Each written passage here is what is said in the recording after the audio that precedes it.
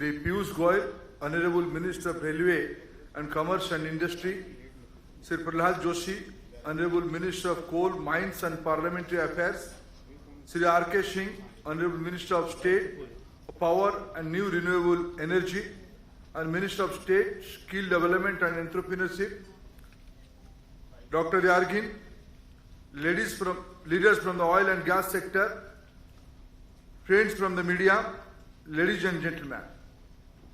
I am delighted and privileged to welcome my fellow ministerial colleagues to the third edition of India Energy Forum. My colleagues are in charge of different verticals of energy, ranging from coal and power to renewable and energy trade. Their presence here today is a testimony of the high importance that our government accords to the India's energy sector in a dynamic and global energy landscape. Friends, Honorable Prime Minister has given us a target to transform the Indian economy to a $5 trillion one in the next 5 years. India is well placed to achieve this goal under the decisive and visionary leadership of Prime Minister Modi. We are making concrete efforts and taking all necessary steps to make this a reality. Energy sector will be fueling India's journey towards this stated goal of a $5 trillion economy. Today, India is the third largest energy consumer in the world in the absolute term after the US and China.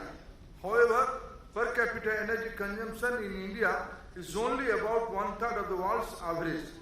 This makes it imperative to ensure energy justice to all, which essentially means access to energy in an affordable and sustainable manner. Given its huge energy appetite, the growth potential, India will be the key driver of global energy demand in the coming decades. In fact, it will experience the fastest growth in energy consumption among all large economies. To meet this huge demand, India would need a healthy mix of all commercially viable energy sources. India will chart its own course of energy transition in a responsible manner and would greatly influence global energy transition. Let me give you a glimpse of India's path of energy transition. First, the share of renewable in electricity capacity has significantly gone up now to 22% from around 10% in 1450. Second, the ethanol blending percentage has rise from 0.67% in 1213 to now close to 6%.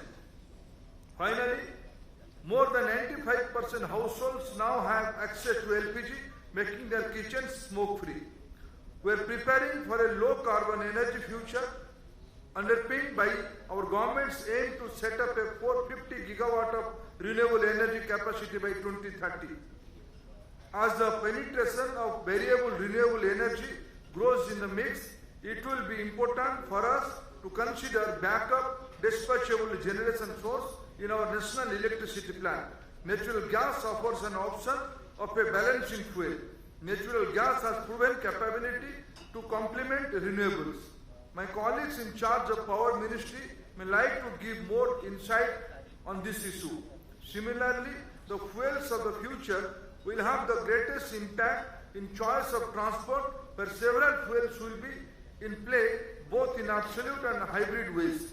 This preferred spectrum of transportation fuel would be comprised of conventional hydrocarbon, LNG, CNG and electric energy.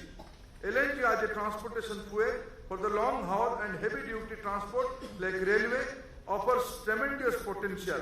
My colleague in charge of Railway Ministry may like to share his thoughts on this. Today, there are proven technology to use coal in a cleaner and more sustainable way.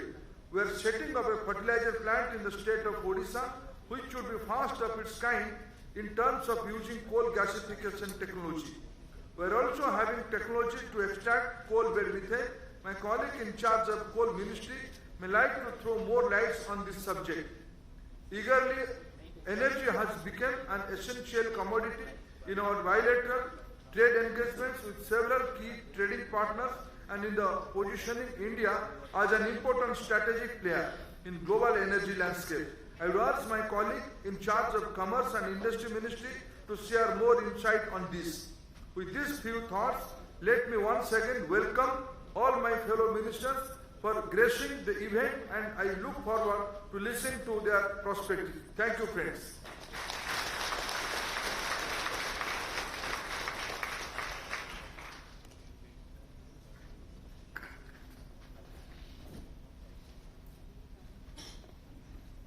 Thank you very much, Honorable Minister.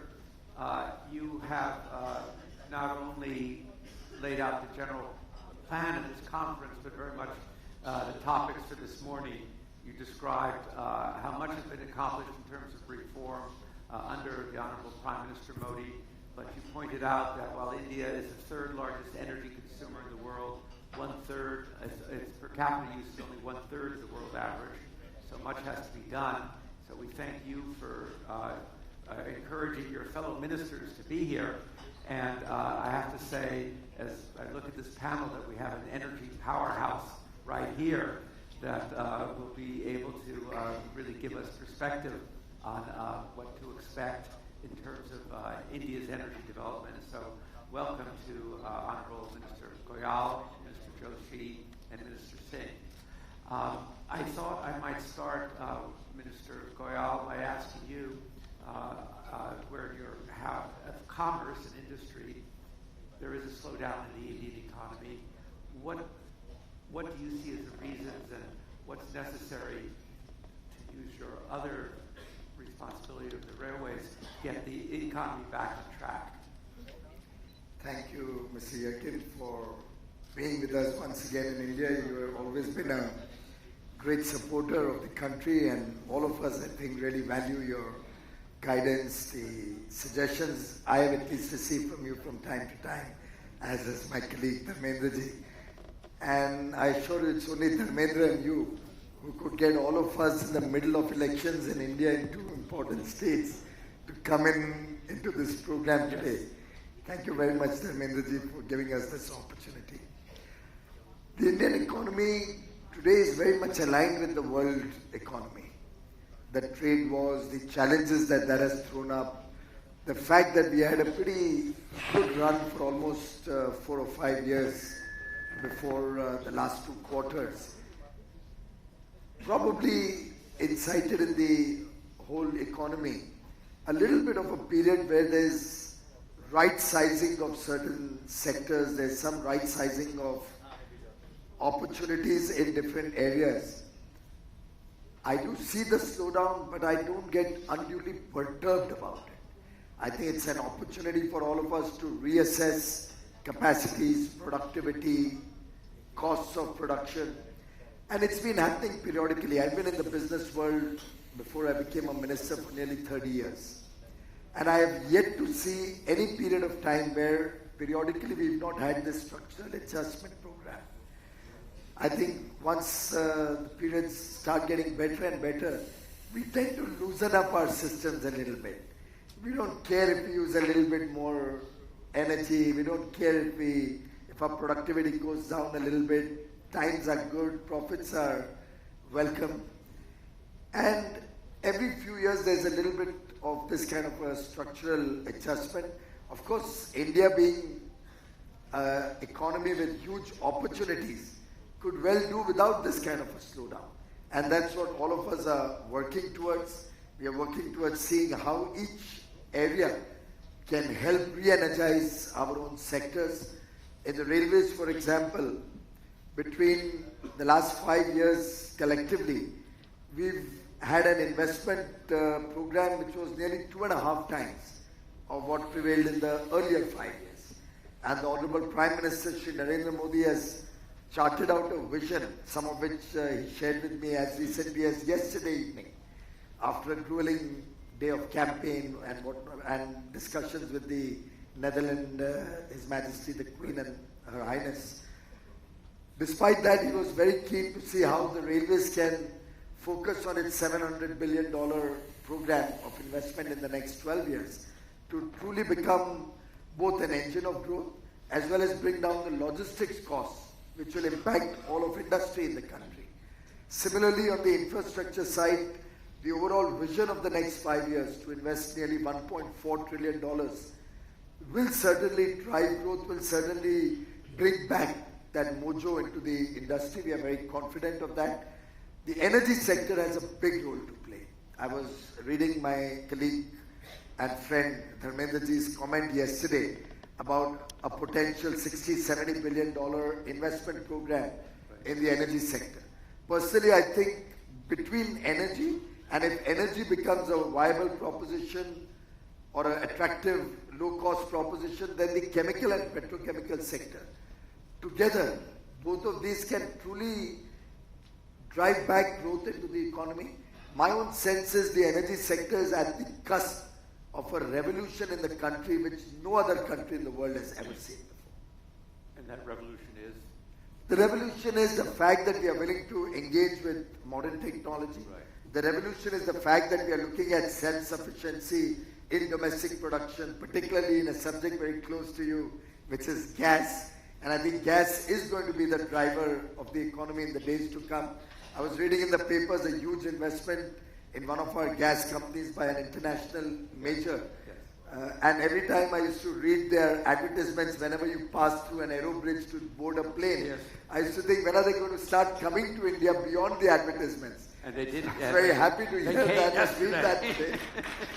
and they forcefully... And they're giving good valuations, Yes. which shows that there is a recognition of the huge potential. Right. Similarly, on renewables, the Honorable Prime Minister seems to be driving the whip on all of us. Yes. He first set a target of 175 gigawatts, which was big enough, and now he's suddenly dropped the bombshell of a 450 megawatt target. So renewables, in which nuclear power, solar, wind, also gas in some sense. Well, we're going to get to the question of how you get to 450 in a minute, but let me ask you two questions around international trade and investment. What do you have on your agenda in terms of increasing the attractiveness for foreign direct investment in India? By and large, India has opened up our foreign direct investment potential to almost all sectors, save and except a few, which are security concerns or national policy concerns. For example, other than insurance, multi-brand retail, and a few select sectors like that, we've almost opened up all sectors to international investment. On the energy side, I think there's barely any sector left where we restrain investment from coming in. 100% FDI is allowed across the board on the energy side. And I think in terms of making it more attractive, I'm really delighted that the Honorable Finance Minister, Srimati Nirmala Sitharaman, has come out with a slew of initiatives, particularly the big one being the income tax rates, which we have now aligned ourselves to almost every other comparable economy.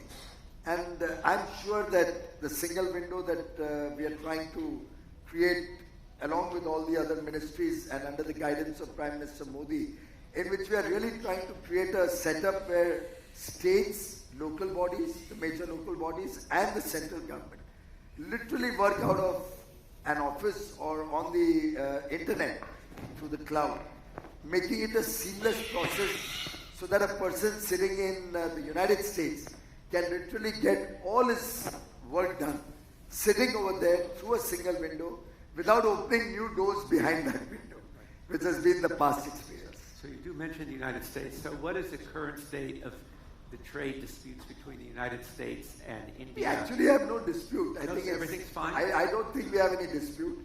We've had certain disagreements, but I don't think there's any possibility of any relationship where there are no disagreements at all.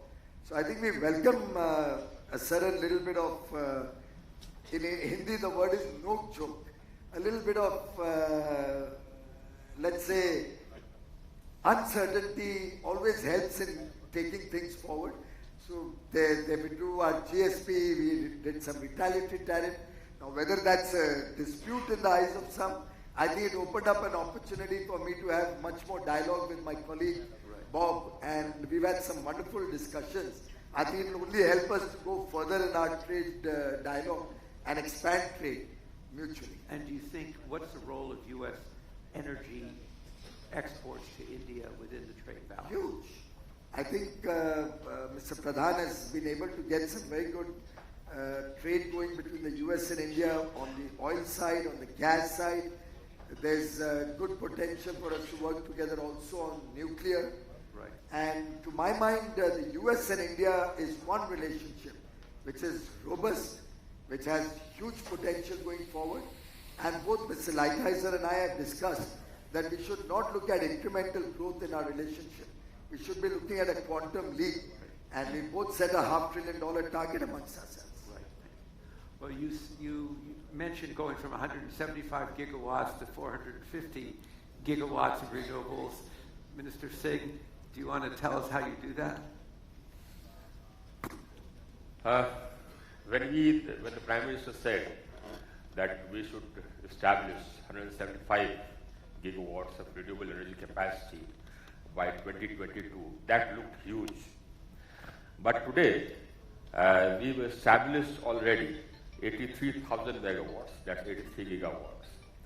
29 gigawatts is under installation. That means everything done, PPAs tied up, under construction. Now that makes it 112 gigawatts, and about 30 gigawatts are under build. So we'll cross this target of 175. So while prima facie, when we first heard this target of 450, I think a couple of more strands of my hair went grey. But beyond that, I'm very confident. You had a cup of coffee. But beyond that, I'm very confident that we'll make it. You see, the point is that our present per capita consumption of electricity is 1149 units. The world average is 3,600 units. I have just, in the past 16 months, electrified or connected 26.6 million homes. Now, so all that demand is now coming online. In the first quarter, April to June, my demand went up by 6.7%. And this is going to multiply. I have connected now every household in the country except maybe about 30,000 households in Chhattisgarh, that Naxal-affected belt, and a few households in Rajasthan, and some, in Uttar Pradesh, some villages which did not want to get electrified, but now they've changed their mind, now they want to get electrified. So, and they are all buying air conditioners. You go to villages now, you'll see air conditioners. You go to villages, you see refrigerators. You won't get tea, you will get cold drinks, so the health will take a hit. But that's what it is. So the demand is going to multiply. And there is space for renewables. There is huge space for renewables. In fact, this increase in demand, 6.7%, much of it was met by renewables. And in this, we are not counting hydro. If you count hydro, I already have 45 gigawatts of hydro, and 13 gigawatts are under construction. So that makes it 58 gigawatts. If you count that, we'll make it. 450 will make it. I don't have any doubt. And obviously... And the time horizon we are looking at is 2030. What's the time? 2030. Right. That's very challenging. That's a bit challenging. Yeah. Obviously, the grid will have to be adjusted to accommodate... Yes, we're already doing it. We have 2 tranches of the green corridor under construction where we are adding more capacitors and forecasting techniques and tools. We already have capacity on call for balancing. We have started a movement for flexibilization of coal, under which our thermal power plants can flexibilize up to 55%. So the central sector has almost achieved it. It's the state sector where we have to do it. And hydro is available. We have about 3,000 megawatt capacity of pumped hydro, which is under construction. So we are, up till now, we've had no glitches. Our plant has been working and we are blending it very well. Looking forward, I'm coming out with new products. That is what I want to tell you. What I want to tell you is that India is the destination for investments in energy, because the demand is here, and the demand is growing here. And this is where the demand will continue to grow at 7%, 8%, 9%. as all these households which we have connected add appliances. So the demand is here. So you should be here. And in renewables, you have a huge scope. I am coming out with new products every day. I have come out with a product under which you can add renewable, even if you have thermal generating capacity, you can set up renewable generating capacity, dispatch under your earlier PPA, and the savings can be divided between the consumer and you. Another bid which I am coming out with is 24/7 based on renewables. So you can add hydro, you can add gas, or you can flexibilize your thermal and add it and bid. So I'm coming out with new products every time. And when you are doing such huge things, there's always the scope for innovation, for new products. That's what I find exciting. So we were talking before we came on. One question is about the manufacture of solar in India as opposed to importing it from China. Tell us why you put duties on Chinese panels. You see, we were convinced after we put safeguard duty, we were convinced after diligent investigation that there was dumping going on in solar cells and modules. So this safeguard duty had to be put. And apart from that, we want to reduce our dependence on the foreign sources. We have a policy of Make in India. So we have come out with a huge bid. It is right now out. It will close on the 27th of this month, where we are asking people to set up manufacturing capacity, and we will give them 4 times the generation capacity. So at a higher rate. So that will act as a sweetener that will in fact cover almost 30% of your capital costs. So in effect, I am giving you 30% of the capital cost. So come and invest. And as I said, the demand is here. We already have a manufacturing capacity. In fact, we are exporting modest quantities of cells to the United States. But our demand is huge, so we need to add capacity. So has this been a trade issue for you in terms of the tariffs on Chinese? There's no tariff on Chinese goods. It's a safeguard issue. It's a safeguard. Where there's a dumping or any subsidy, which is a quasi-judicial process. It's nothing to do with the government of India. Right. So the other question I wanted to ask you about the power industry. A lot's been done in terms of reform in the power industry in general. What about the financial condition of the distribution companies? Now that remains a challenge. You see, incidentally, what you have to see is that in the past 5-6 years, the power situation in this country has undergone a quantum change, it's a sea change. We were a deficit country in power generation. Now we are a surplus country. We export power to our neighboring countries, and we are going to export more power. In the past 5 years, we've added 125,000 megawatts of generating capacity. I don't think that in any country has added so much in such a short period of time. We've converted our whole country into one grid. We've connected our whole country into one grid. In the past 5 years, we've added 112,000 circuit kilometers of high tension lines. So now I can wheel power from Ladakh, Dras and Kargil to Kanyakumari. And that's about 99,000 megawatts from any corner of the country to any corner of the country. And we have strengthened our distribution systems throughout the country. In the past about 4 or 5 years, thanks to the schemes which my friend Piyush started, we've invested about 70,000 crores, I don't know how many dollars that is, in strengthening our distribution systems throughout the country.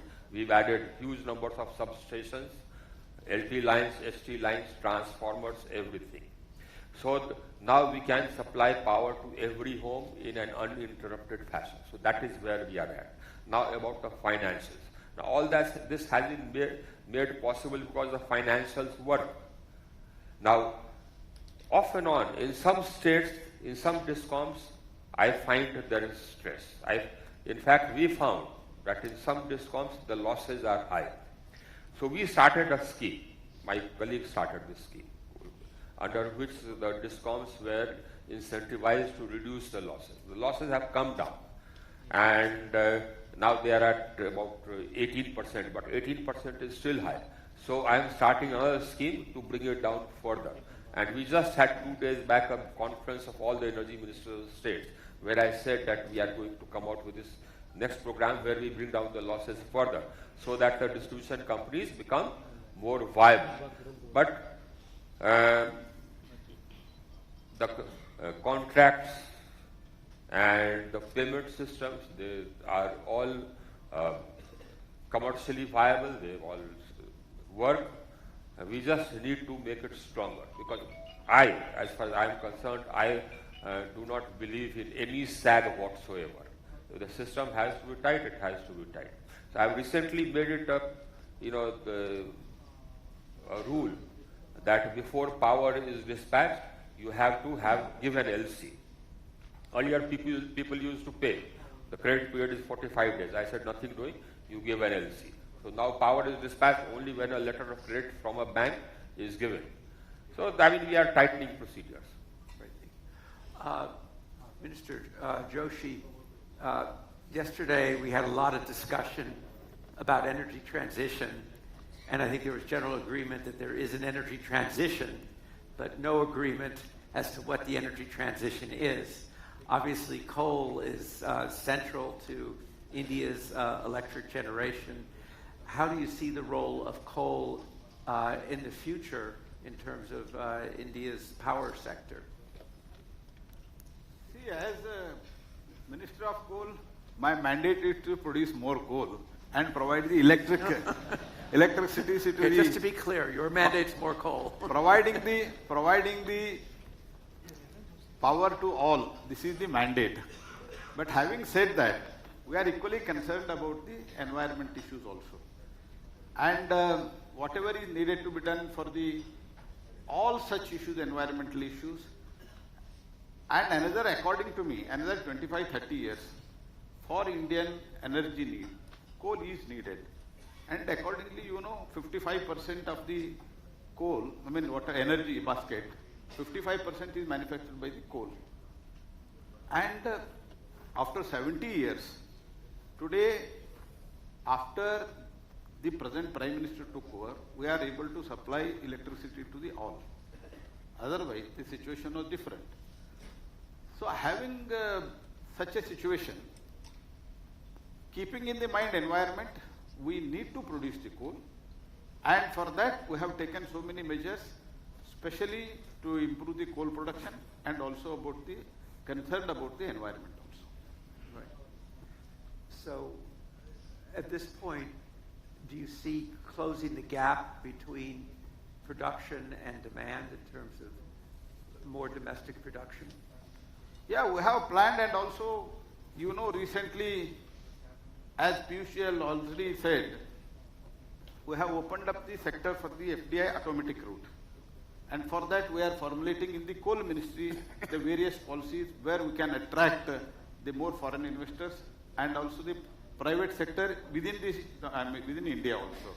For that, for example, now proposal, it is yet to be finalized and need to take the permission of the cabinet and the Prime Minister, that for example, our blocks are very small today. So global investors need to come, they need bigger blocks. For that, what we need to do? All such things we are deliberating, and hopefully in another fortnight or a month, we will come out with a policy. FDI is already, it is on track. It is already announced. Policy is announced. Cabinet has approved. Now to attract the investors, within the ministry, we need to change some policy issues, and we are addressing that. So are you seeing interest in foreign direct investment in FDI in the coal sector? Sorry? Foreign direct investment? Yes. Are you bringing in international investment into the coal sector? Yes, sir. That's why the FDI, the main, recently we have announced one more very important, when Piyush Ji was the minister, At that time also, for the captive mine users, there was a restriction. Now we have allowed them, for them also 25% sale of coal we have allowed. And also, now we have announced around 42 mines are for the auction. Within that, 100% sale of coal is now it is permitted. By that, we are bringing so many changes because our need by 2023 will be 1,123 million ton.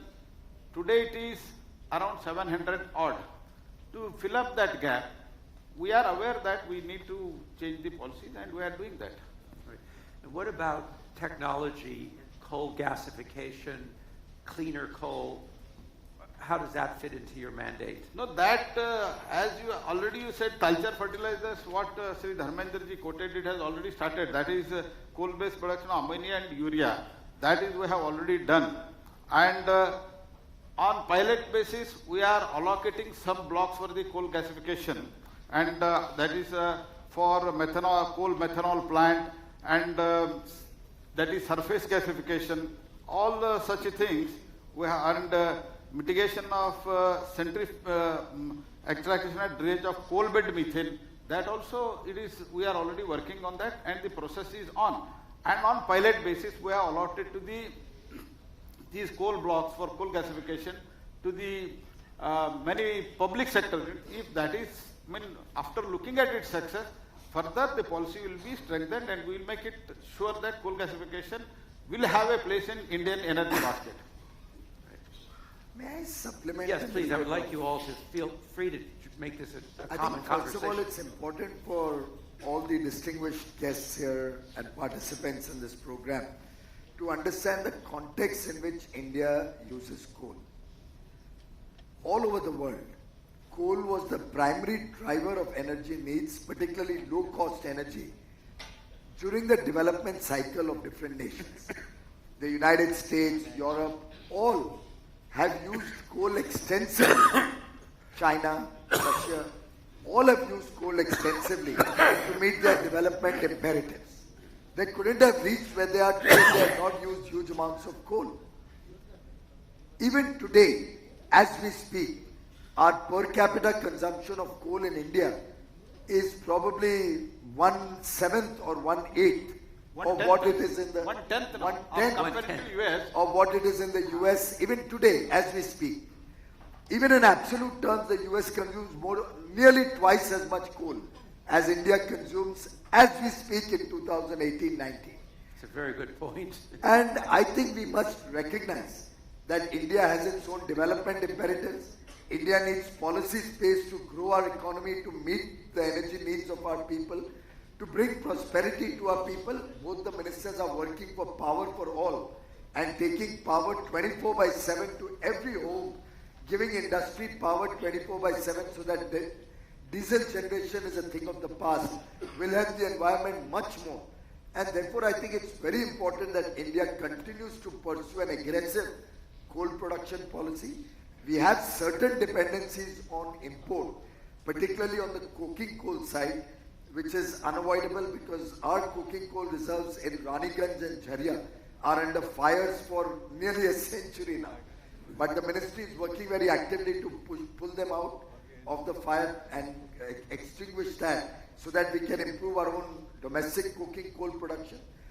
Sadly, Mr. Yergin, until Mr. Modi became Prime Minister, in earlier years, the country never imagined we could see this kind of quantum jump in coal production that we've seen in the last 5.5 years. Earlier, we used to force power plants to set up and establish based on imported coal. And as you're well aware, the technology is decided based on the quality of coal. So Minister Singh is stuck with large amounts of power plants which necessarily need imported coal, which is low moisture or low fly ash. And therefore, some of our imports of thermal coal is a compulsion that we have inherited from the past. It's not as if we don't want to produce that coal. So I think there are a lot of intricacies that need to be recognized. One more thing that I think the entire very distinguished audience here must appreciate.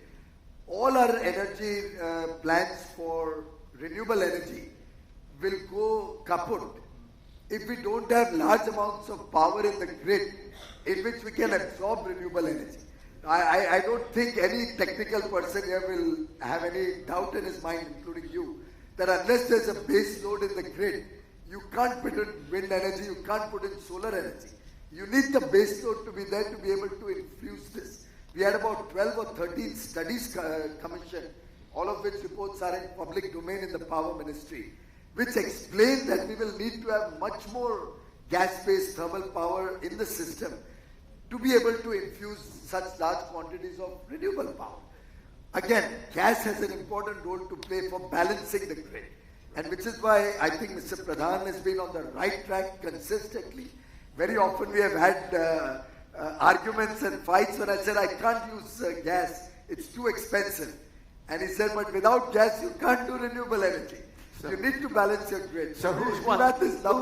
Who's won the argument? I think Minister Pradhan has won the argument because we'll need to expand our gas sources. He's doing some wonderful work. He's auctioned out large number of fields. We see a lot of international investment interest being shown in bringing in money and technology and invest in India to produce more domestic gas. We have seen an upswing in investment in this sector, and to my mind, this is the sector to watch out for. Smart people invest during the times when there's a little bit of a slowdown, and I think there's no better time than today, because once we are on a roll once again, it's going to be very expensive. The entry price for foreign investors is going to get more and more expensive. I think the audience is hearing your point. You're the largest consumer of energy in India, aren't you, with the railways? Well, we are one of the largest. I think about 3% or so of the energy consumption of the Indian system is by the railways. But I don't know how many of you are aware. I don't know whether you have noticed the fast pace of electrification that the railways is implementing. So way back in 13-14, before this government came in 1 year we had electrified about 680 kilometers of rail lines. Last year we electrified about 5,200 odd kilometers. So that's the massive change in our electrification plans. By about 2023, Indian Railways will be the world's first railway of the size and scale that we have. We have about 125,000 running kilometers of railway. We will be 100% electrically run by 2023, the first railway in the world, which will add to demand for the power sector, bring down our import dependency on diesel, which is currently running large amounts of the railway trains, which will bring down pollution levels. And our own plan is that by 2030, in association with Mr. Singh's Renewable Energy Ministry, we are working to make the Indian Railways the world's first net zero railway. We are going to use the large tracts of land that we have to use the Make in India product that he will produce through his solar domestic production plants, use the land that is available with railways to put in solar energy. And while we may have time of day challenges, but our effort is that the total consumption that we do of energy will all be renewable, will all be green, and demonstrate to the world that what Prime Minister Modi has shown, the path towards a green world, the path towards climate justice, the path towards everybody contributing to make the world a better place to live in. The railways is going to be an integral part of that mission. So, Mr. Singh, are you ready to provide all electricity for the rail? Are you ready to provide the electricity? Absolutely. We've had discussions. Absolutely. And I welcome it. Because I'm looking, as a good businessman, I'm looking for demand, more and more demand. But I want to add a couple of points. I think this debate about coal, this needs to be restated or restructured. I think the debate is based on wrong premises. It doesn't matter whether you produce energy from coal or from gas or from petroleum, whatever. What one should be concerned about is the emissions. So let's not talk about production of energy from coal. Let's talk about emissions. And if you are able to reduce your emissions while producing electricity from coal, I mean, coal is as good as anything, like as gas or whatever. So this whole premise needs to be re-examined. That is one. I'm saying this while we remain one of the fastest growing countries in addition of renewable energy. And no other country has, I think, tripled its renewable energy capacity. In fact, we've almost quadrupled it in just about 5 years, 6 years. No other country has done it. We are doing it. And we are going to do much more when we add 450,000 megawatts. So we are one of the biggest and fastest growing consumers of and producers and consumers of renewable energy. I mean, our concern for the environment is second to none. But this debate, I think Piyush put it very succinctly when he compared the per capita consumption of coal. Apart from that, also, we have laid down very stringent norms for emissions from our coal plants. Very stringent norms. So do you, and of course you also have non-operating power stations. Non-operating power stations, what is going to be done to bring them into operation? No, we have some power stations which went under stress. Now, some of those, about 7 of those power stations are actually not power stations, it's just ground. The construction had not started. About 11 of those power stations are now producing. They are out of stress. And some, about 6 or 7 are still under stress. So we are, there will be change of ownership, etc. Now the reasons for the stress were, different. In some cases, they could not get power purchase agreements. Because they could not get power purchase agreements, therefore, they could not get access to coal, linkage coal. Linkage coal is coal at a lower price. So that caused the stress. In some cases, the cost of construction went up very high. We have plants where the cost of construction went up to about 10 crores per megawatt. And these are plants which, were constructed in 2010 or 9, whatever. At that time, the power price for per megawatt construction of thermal coal plant, the power price used to be about 4 or 5 crores per megawatt. So there was an increase in the capital cost. In some cases explained, some cases not explained. So there were various reasons. But basically, they are all coming back on stream. Now they are all coming back on stream, except those which did not even take off. Right. Yeah. Mr. Joshi, but the thing is, that the demand is going to be there. Yeah. And the demand is going to be huge. Nobody can stop. As I said, and it's not me saying it, the International Energy Agency said that in the past 16, 17 months, we carried out the largest and the fastest increase in access to electricity ever in the world, in the history of electricity. Nobody had added 26.6 million homes in 16 months, no country. So the demand is going to really skyrocket. So this is where the demand is going to be, this is where is the place to be. If you are in energy, be in India. Mr. Joshi, you are a very large employer in the coal industry. Tell us some thoughts about the training of young people in terms of new technology, new skills and so forth. What kind of focus you have on that? See, to develop the skill, especially where the coal mining is going on, lot of skill centers have been established. The local industrial training institutes, that is IIT, we have established. And also we have not only in some of the premier institutes that where we can train the people, that also it has been planned and it is working out. And we have training them. For example, Coal India and even other PSUs, we are insisting them to establish the skill centers in the respective areas where the mining is going on, to train the unskilled people, because this is the biggest employment, job generation. It generates the maximum number of jobs. The mining, coal mining generates the maximum amount of the job. So keeping that in mind, but we need at the same time skilled people for that. For that we have using the CSR fund, which is mandatory in India. Using that fund, we are creating the skill centers in the various mining areas where it is going on, and we are training them. And we are getting, in recent days, we are getting the skilled manpower also. Right.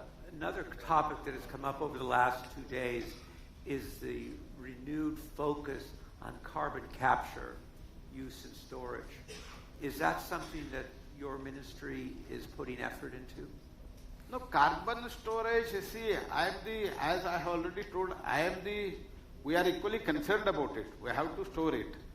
But the technology needs to be understood, because the present technology is too costly. And we can, in the interest of environment, under the leadership of Narendra Modi, we are doing so many things, we are becoming the global leaders on that. But at the same time, my power cost should not also increase. Right. Because poverty is also a very important thing. Keeping that in mind, and I think Mr. Singh can throw the more light on that. We are producing and they are the consumers. But having said that, if better technology available, affordable technology, we are looking at it, and we are very open for that.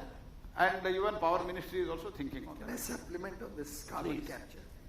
I think both of them are playing a very important role. First of all, to bring down emissions. He is focused on setting up coal washeries so that we reduce the fly ash in the coal and better quality coal goes into the system. Mr. Singh's department has been working to bring supercritical technology plants. So now in India, we don't permit any plant which is not a supercritical plant, so that we get lesser and lesser emissions. Gradually is also phasing out all the old plants. One of your questions, how the stress plants will get demand. As the old plants get phased out, it will also help to reduce the environmental pollution, give demand for new plants, and again spur the investment cycle to generate new power sources. The aspect of carbon capture, India has been engaged in a dialogue with international institutes. I personally visited MIT to talk to them about carbon capture and storage. And we've been trying to figure out, we've been having engagement with the United Kingdom, we've talked to Australia. There are 2 or 3 aspects. One, Mr. Joshi rightly said, there's no proven technology and there's no technology which is cost effective as yet. Point 2, no country wants to store that carbon. Everybody wants to have it off their backyard. That yes, we must capture it, but push it in somebody else's backyard. And I don't think India as a responsible country, A, will allow that storage in India, B, will desire to push that storage in any country, even though it may be less developed than India. But we would not like to do that as responsible global citizens, because we would be unfair to that country. And I think the way forward is we'll have to find a way for that carbon capture and utilization. Storage cannot be the solution, because we don't even know what harmful effects that storage will have sometime in the future. Right. So the development of technology, the world has to work together. We are ready to even invest in that technology development, how to use that carbon which is captured in a cost-effective manner, maybe to make carbon black, tire or something. Well, the other thing I think that's happened... To supplement that, along with the coal washeries, the plantation, whatever the plantation we are doing, as far as wherever the coal mining is going on, reclamation, plantation, and the collection of funds, taxation, revenue for the plantation. Nowhere in the world, I think, whatever we are doing in India, nobody is doing that. I can very well claim that. We are doing a huge job. I think more than 13 million trees have been planted in last 2-3 years. Right. And we are not only just planting it, we are monitoring it, its growth and its development. Right. Well, I think we do see this new focus on what are called nature-based solutions, i.e. plants and plantations, as a way to capture carbon, that doing it naturally rather, you said, than trying to store it artificially. Mr. Goyal, one of the themes here this year, we've had what we've called the Agora, which are the technology forums. Minister Pradhan went to one of them yesterday, about startups. India is a very dynamic economy. your thinking about the role of startups as a driver of economic growth? Well, I must thank Mr. Pradhan. He's one of the only ministers who, other than the ministry which is looking after it, the Department of Promoting Industry and Internal Trade, his ministry has suo motu put out a startup fund through the oil PSUs, public sector companies, and is encouraging innovation, encouraging people to look at new ideas in that sector. It's truly a very good initiative. I think all of us should look at also how we can in our sectors promote some kind of startups and promote people, our young engineers, our young technocrats to think innovatively. But India, I think, has naturally emerged as one of the startup capitals of the world. We are amongst the top 3 or 4 countries with the largest number of startups, both registered in the ministry and unregistered, who are working across the country. I've had occasion to interact with some of the startup young boys and girls in remote areas like Varanasi. And one would have thought that the small town that it is, with a rural base in and around it, probably people would not be looking at new ideas, new technologies. But believe me, some of the thoughts that came on the table in Banaras were outstanding. Some of the ideas they brought out for what we could do in the railways, some of the ideas that they brought out of how logistics chains could be made more efficient. After all, OYO is a concept that started in India, and it's now finding traction all over the world. We had this wonderful startup which addressed the problem of truck drivers in India and associated problems with truck drivers spending long periods of time away from home, their health, their food, their nutrition, other associated social problems. They addressed it in a beautiful manner. How did they do it? It's a brilliant startup, in fact, one of my favorites. What they realized is that a truck that starts, let's say, from Delhi and goes all the way to Chennai may take about 3 or 4 days to travel, take 1 or 2 days to build up another load and then come back. So he's out of home for 7 or 8 days. He doesn't have a proper place to stay. Very often he sleeps under a truck. He cooks right next to the truck, so there may be fumes around the truck because there's always a residual fume coming out of a truck. He's cooking there, he's eating there. He drives long distances, often sleepy. The rate of accidents go up. Very often social illnesses also, I will not get into that detail, have been attributed to long periods of absence from home and in remote areas, spending nights out and stuff like that. This gentleman brought in an app-based solution that a truck driver from Delhi drives a 4 or 5 hour distance, maybe up to Jaipur or thereabouts, in which he's wide awake, he's fresh, he's carried his meal from home, he leaves the truck at Jaipur, takes a train or a bus, goes back to his home. Another driver joins in at Jaipur, drives another 5 or 7 or 8, 5 hours, 6 hours, a reasonable period where he's fresh, the accident potential reduces, his health is taken care of. Again, he's a Jaipur-based driver, picks up his meal from home, doesn't have to cook, goes a certain distance, leaves the truck, comes back home through another mode of transport. And 4 or 5 drivers, very nicely and efficiently, and in the environment of GST having been brought in, and all checkposts are out of the system, we actually have very fast transport all the way to Chennai. So a truck which would otherwise take 4 or 5 days with associated inefficiencies can now reach Chennai in 2 days from Delhi or 2.5 days from Delhi, bringing down the pollution level, better speeds, less accidents, less social problems, better health care of our truckers and truck drivers. So it's a very holistic ecosystem is developed, and I'm really impressed at that startup. It's probably still struggling a little bit to get that ecosystem in place, get people to appreciate the benefits of that. But these are I think the nuggets that we have in India, which are going to drive and power India's growth, power India's progress, make India also an innovation capital of the world. Right. And I'm really proud of my young boys and girls and engineers. So let me ask you a question. You have a very broad view of the world and the global economy. Obviously, you said India is slowing down now. This is an opportunity for people. when you look at the state of the global economy, trade wars and so forth, what's your basic feeling about the state of call it world trade, globalization, the degree of conflict among nations now? How worried are you? I'm not at all worried. I think this is a issue that had to be addressed, that was waiting to be addressed, and I'm glad it's being addressed today.